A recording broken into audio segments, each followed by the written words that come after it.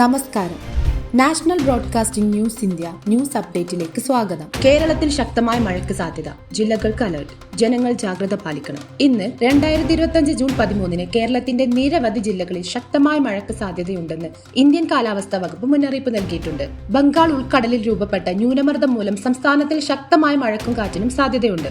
ഇടുക്കി, വയനാട്, പത്തനംതിട്ട, കോഴിക്കോട്, എറണാകുളം, കോട്ടയം ജില്ലകളിൽ ഓറഞ്ച് അലർട്ടും, മലപ്പുറം, പാലക്കാട്, ആലപ്പുഴ, കാസർഗോഡ്, കണ്ണൂർ, തിരുവനന്തപുരം, കൊല്ലം ജില്ലകളിൽ യെല്ലോ അലർട്ടുമാണ് ഉള്ളത്. മലമേഖലകളിലും നദീതടങ്ങളിലും ഉരുൾപൊട്ടൽ, വെള്ളപ്പൊക്കം, കാറ്റുനാശം തുടങ്ങിയ അപകട സാധ്യതകൾ ഉയർന്നിരിക്കുന്നതിനാൽ ജനങ്ങൾ അതീവ ജാഗ്രത പാലിക്കണമെന്നും അധികൃതർ അറിയിച്ചു.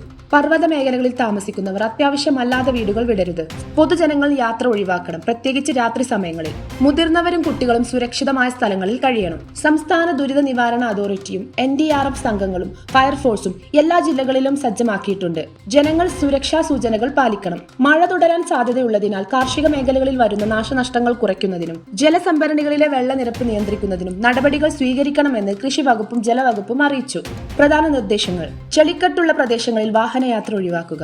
വെള്ളം കയറി വരുന്ന വീടുകളിൽ നിന്നും നേരത്തെ മാറ്റമെടുക്കുക.